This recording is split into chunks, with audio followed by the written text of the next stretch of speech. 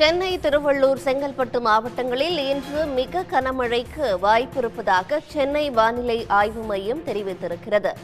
இன்று 3 மாவட்டங்களில் மிக கனமழை பெய்யும் என்று தெரிவிக்கப்பட்டிருக்கிறது. அதன்படி சென்னை, திருவள்ளூர், செங்கல்பட்டு ஆகிய மாவட்டங்களில் இன்று மிக கனமழை பெய்ய வாய்ப்பிருப்பதாகவும் 10 மாவட்டங்களில் கனமழை பெய்ய வாய்ப்பிருப்பதாகவும் வானிலை மையம் தெரிவித்திருக்கிறது. ராணிப்பேட்டை, காஞ்சிபுரம், விழுப்புரம், கடலூர், பெரம்பலூர், அரியலூர் மாவட்டங்களில் இன்று பலத்த மழைக்கு வாய்ப்பிருப்பதாகவும் மயிலாடுதுறை, தஞ்சாவூர், திருவாரூர், நாகை மாவட்டங்களில் இன்று கனமழை பெய்யும் என்றும் வானிலை மையம் தெரிவித்திருக்கிறது. சென்னை உள்பட 12 மாவட்டங்களில் நாளை மழைக்கு வாய்ப்பிருப்பதாகவும் அந்த மையம் தெரிவித்திருக்கிறது. சென்னை, திருவள்ளூர், காஞ்சிபுரம், செங்கல்பட்டு, ராணிப்பேட்டை, மதுரை, விருதுநகர் மாவட்டங்களில் மழைக்கு வாய்ப்பிருப்பதாக தெரிவிக்கப்பட்டிருக்கிறது. ராமநாதபுரம், தென்காசி, தூத்துக்குடி ஆகிய மாவட்டங்களிலும் கனமழைக்கு வாய்ப்பிருப்பதாகவும் தமிழ்நாட்டில் நாளை மறுநாள் சென்னை உள்பட 27 மாவட்டங்களில் மழைக்கு வாய்ப்பிருப்பதாகவும் வட தமிழ்நாட்டை ஒட்டிய கடற்பகுதியில் காற்றழுத்த தாழ்வு பகுதி நீடிப்பதாகவும் தெரிவிக்கப்பட்டிருக்கிறது. சென்னை உள்பட 3 மாவட்டங்களில் இன்று கனமழைக்கு வாய்ப்பிருப்பதாக தெரிவிக்கப்பட்டிருக்கிறது. சென்னை, திருவள்ளூர், செங்கல்பட்டு மாவட்டங்களில் இன்று மிக கனமழை பெய்ய வாய்ப்பிருப்பதாகவும் வானிலை மையம் தெரிவித்திருக்கிறது.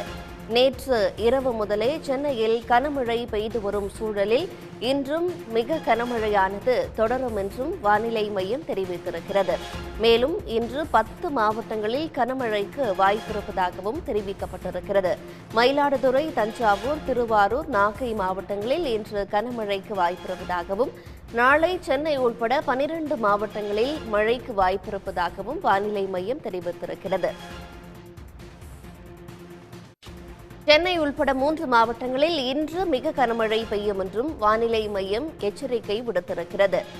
நாளை 12 மாவட்டங்களில் மழைக்கு வாய்ப்பிருப்பதாகவும் நாளை மறுநாள் 27 மாவட்டங்களில் மழைக்கு வாய்ப்பிருப்பதாகவும் அந்த மையம் குறிப்பிட்டிருக்கிறது. நவம்பர் 15ஆம் தேதி 18 மாவட்டங்களில் மழைக்கு வாய்ப்பிருப்பதாகவும் வானிலை மையம் குறிப்பிட்டிருக்கிறது. விருதுநகர் மாவட்டத்தில் தமிழ்நாடு முதலமைச்சர் மு க ஸ்டாலின் கள ஆய்வை மேற்கொண்டிருக்கிறார். அந்த காட்சிகளை பார்த்து வருகிறோம். அரசு திட்டங்கள் மக்களை சென்றடைவதை உறுதி செய்ய இந்த ஆய்வு மேற்கொள்ளப்பட்டு வருகிறது. தற்போது கன்னிசேரி புதூரில் பட்டாசு தொழிலாளர்களை அவர் சந்திக்கிறார். விருதுநகர் மாவட்டத்தில் தமிழ்நாடு முதலமைச்சர் மு க ஸ்டாலின் கள ஆய்வுகளை மேற்கொண்டு வருகிறார். தொழிலாளர்களுடன் கலந்துரையாடி தற்போது அவர்களுடைய குறைகளையும் அவர் கேட்டறிந்து வருகிறார். இது பற்றிய கூடுதல் தகவல்களை தருவதற்காக செய்தியாளர் செந்தலைக்குமார் இணைகிறார். செந்தலைக்குமார், கூடுதல் விவரங்கள். கள ஆய்வு, மாவட்ட ஆட்சியர் அலுவலக கட்டடம் திறப்பு விழா மற்றும் அரசு நலத்திட்ட உதவிகள், கட்சியினருடனான கலந்துரையாடல் உள்ளிட்ட பல்வேறு நிகழ்ச்சியில் கலந்து கொள்வதற்காக முதல்வர் மு க ஸ்டாலின் இன்று பிற்பகல் விருதுநகர் வந்தார். அதனைத் தொடர்ந்து தற்பொழுது கன்னிச்சேரி புதூர் பட்டாசு ஆலையில் கள ஆய்வு பணியில் ஈடுபட்டு வருகிறார். அங்குள்ள பட்டாசு தொழிலாளருடன் கலந்துரையாடி அவர்களுக்கான குறைகள் மற்றும் தேவைகளை கேட்டறிந்து வருகிறார். விருதுநகர் மாவட்ட ஆட்சியர் அலுவலகத்தை திறக்க உள்ளார். திறந்து வைத்து 40,000 பயனாளிகளுக்கு விலையில்லா வீட்டுமனை பட்டாவை வழங்கி 10,000 பேருக்கு நலத்திட்ட உதவிகளையும் வழங்க உள்ளார். தற்பொழுது பட்டாசு ஆலையில் கள ஆய்வில் ஈடுபட்டு உள்ளார்.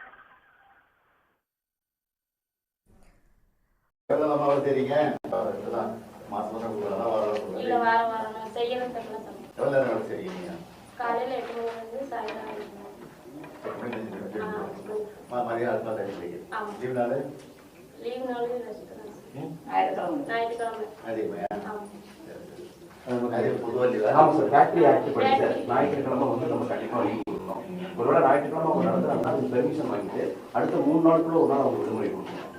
விதிமுறை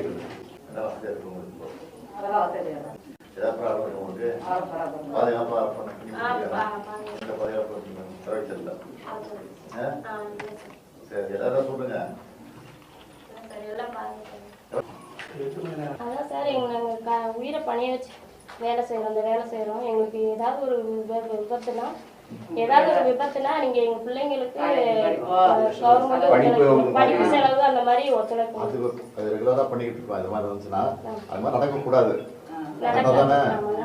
பயப்படுறீங்க? இது வரைக்கும் இந்த ஃபேக்டரி எப்படி அனுப்புது இல்லையா? சரிம்மா, பார்த்து சென்னை திருவொற்றியூரில் வாயு கசிவு ஏற்பட்ட தனியார் பள்ளியில் வளர்க்கப்பட்டு வந்த முயல்கள் அகற்றப்பட்டுள்ளன. இது குறித்தான விவரங்களை வழங்குகிறார் நம்முடைய செய்தியாளர் வெங்கடேசன். வணக்கம். இது தொடர்பான மேலும் விவரங்கள். வணக்கம்.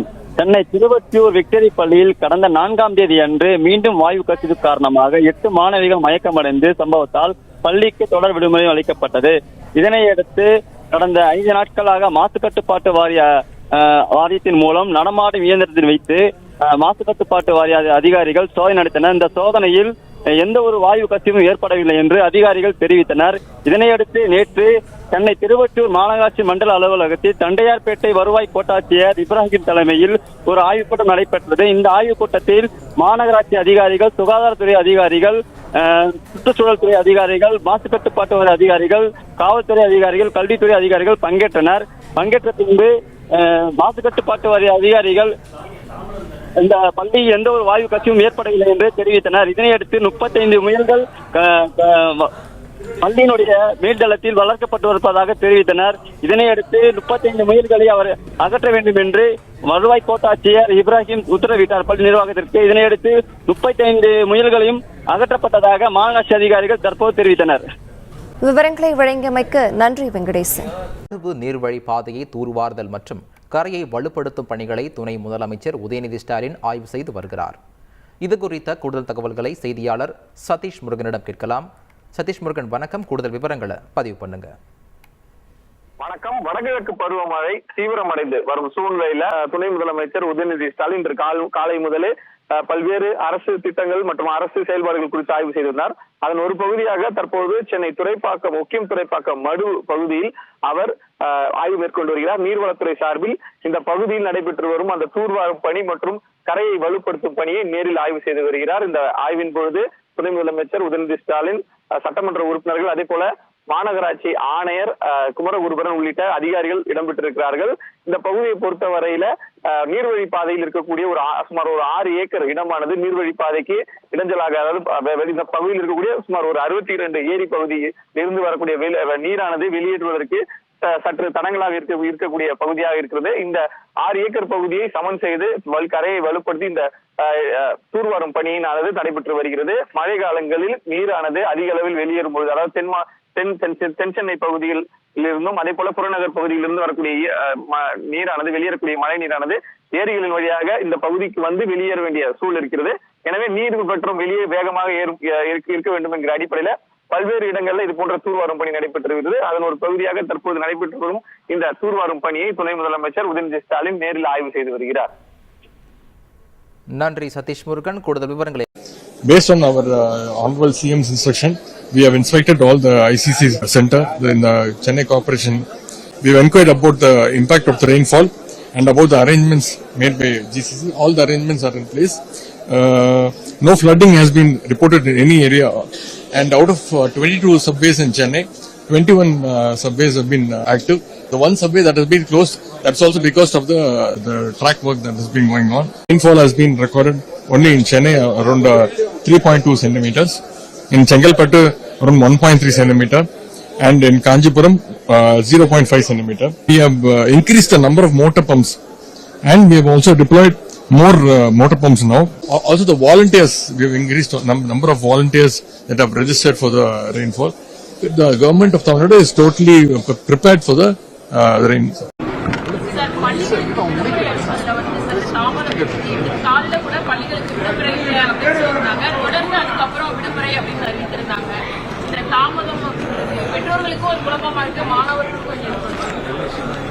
மாணவர்கள் சந்தோஷமா இருக்காங்களா?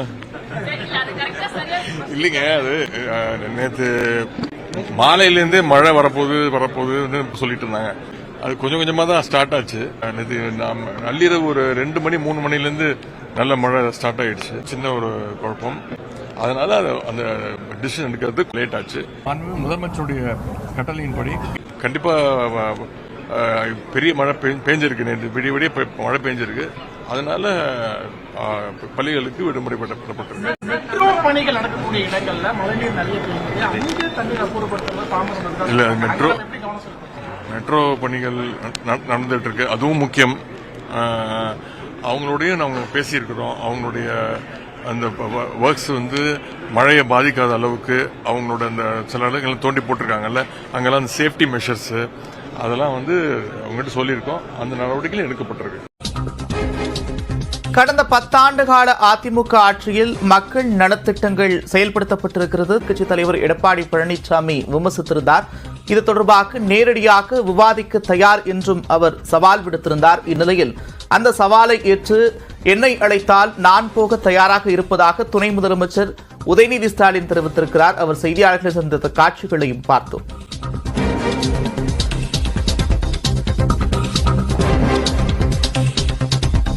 நேரடி விவாதத்திற்கு எடப்பாடி பழனிசாமி அழைத்தால் நான் போக தயார் என்று துணை முதலமைச்சர் உதயநிதி ஸ்டாலின் தெரிவித்திருக்கிறார்.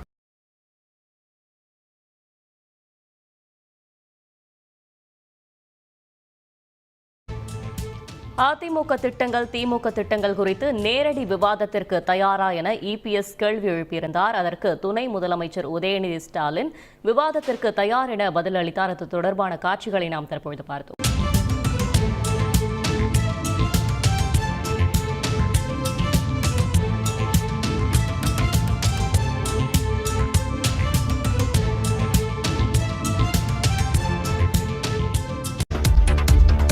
அரசின் திட்டங்கள் தொடர்பாக தன்னுடன் விவாதிக்க தயாரா என்று முதலமைச்சருக்கு அதிமுக பொதுச் செயலாளர் எடப்பாடி பழனிசாமி சவால் விடுத்த நிலையில் விவாதத்திற்கு தன்னை அழைத்தால் செல்வேன் என்று துணை முதலமைச்சர் உதயநிதி ஸ்டாலின் கூறியுள்ளார். நான் முதலமைச்சர் இருக்கிற காலத்தில் என்னென்ன சாதனை செய்கிறேன் என்று புள்ளி விவரத்தோடு நான் சொல்றேன். திரு ஸ்டாலின் அவர்களே, நீங்கள் முதலமைச்சராக பொறுப்பேற்ற பிறகு என்னென்ன திட்டத்தை தமிழ்நாட்டு மக்களுக்கு கொண்டு வந்தீர்கள் என்று நீங்கள் பேசுங்க. பகிரங்கமா மக்களிடத்தில் உங்களுடைய திட்டத்தை சொல்லுங்க. நாங்களுடைய திட்டத்தை சொல்றேன். மக்களே தீர்ப்பு கொடுக்கட்டும். அதுக்கு நாங்க தயார். அரசு திட்டம் சம்பந்தமா நேரடி விவாதத்துக்கு முதலமைச்சர் தயாரான்னு எதிர்க்கட்சி தலைவர் ஒரு கேள்வி எழுப்புகிறார். அரசு சார்பில் யாராவது பங்கேற்பாங்களா? முதலமைச்சர் என்ன கூப்பிட்டா நான் போவேன். ஓகே. முதலமைச்சர் தயாரான எதிர்க்கட்சி தலைவர் கேள்வி எழுப்புகிறார். அரசின் திட்டங்கள் சம்பந்தமா நேரடி விவாதத்துக்கு முதலமைச்சர் தயாரான எதிர்க்கட்சி தலைவர் ஒரு கேள்வி எழுப்புகிறார். அரசு சார்பில் யாராவது பங்கேற்பாங்களா? முதலமைச்சர் என்ன கூப்பிட்டா நான் போவேன். மழை வந்த உடனே தம்பி துணை முதலமைச்சர் உடனே மாநகராட்சி கட்டடத்துக்கு போவார். போன உடனே எல்லாம் சரியா இருக்கான்னு பார்ப்பாரு. இல்லை, எனக்கு காலையில் பார்த்த உடனே எனக்கு ஒன்று யோசனை வந்தது. ஏன்னா தம்பி உதயநிதி ஒரு மழை அப்படி தூர்ன உடனே மாநகராட்சி கட்டடத்துக்கு வந்துருவாரு. அதில் வேற வரும்போது ஒரு செய்தி பார்த்தேன். ஆனால் எடப்பாடியார் கூட விவாதிக்க இவர் தயாரா. அவர் அவங்க அப்பாவை கூப்பிடுறாரு. விவாதத்துக்கும் அவரு கூப்பிட்டாருன்னா நான் தயாருன்றாரு. இவர் என்ன ஆட்சியை பற்றி விவாதம் பண்ண போறீங்க? ஒரு மாதிரி போய்கொண்டு இருக்கிறது.